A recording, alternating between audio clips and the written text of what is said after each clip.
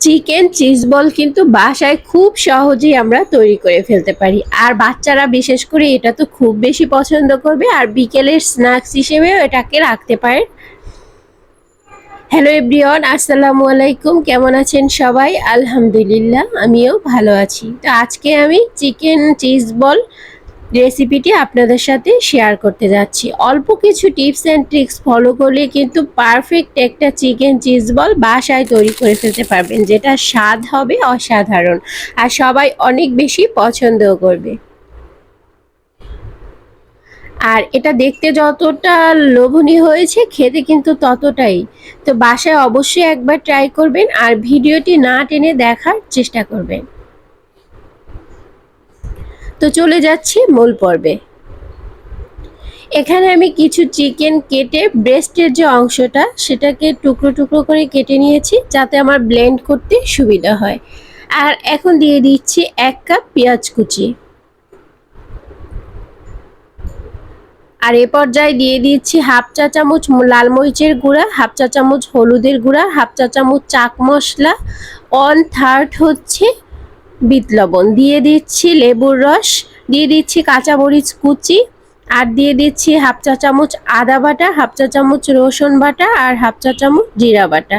এ পর্যায়ে দিয়ে দিচ্ছি 6 চামচ কর্নফ্লাওয়ার। কর্নফ্লাওয়ারটা একদম অনেক বেশি দিতে যাবেন না, তাহলে কিন্তু ভিতরটা অনেকটা আঠালো হয়ে যাবে। এখন ব্লেন্ড করে নিচ্ছি, আর এই যে ব্লেন্ড করার পর ঠিক এরকম একটা লুক চলে এসেছে। এখন আমি পাত্রে ঢেলে নিচ্ছি।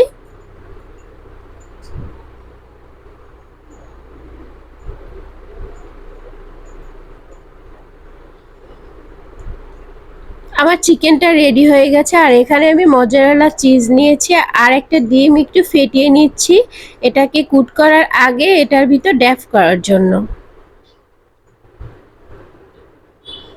তো হাতে একটু তেল দিয়ে আমি অল্প একটু চিকেনের যে ডোটা সেটা হাতে নিয়ে গোল শেপ করে নিব।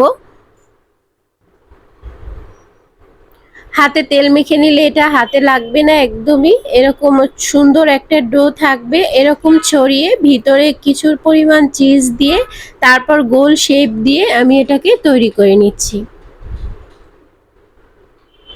আর হাতের তালুতে নিয়ে আস্তে আস্তে করে ঘোরালেই কিন্তু একদম গোল শেপ হয়ে যাবে এটা।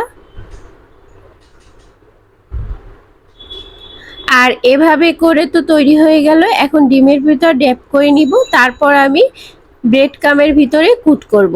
ইচ্ছে করলে আপনারা কিন্তু বিস্কুটের গুঁড়োটাও এখানে অ্যাড করতে পারেন বা ইউজ করতে পারেন। আমি কিন্তু ব্রেড কাম দিয়ে করছি। আর ব্রেড কাম একটু চেপে চেপে ভালো করে কুট করতে হবে, তারপর হাতের সাহায্যে এরকম ঘোরাতে হবে, তাহলে কিন্তু একদমই গোল হয়ে যাবে। এই দেখতেই পাচ্ছেন বলটা কিন্তু একদম পারফেক্টভাবে গোল হয়ে গেছে। আপনাদের সুবিধার্থে আমি আরো একটা তৈরি করে দেখাচ্ছি।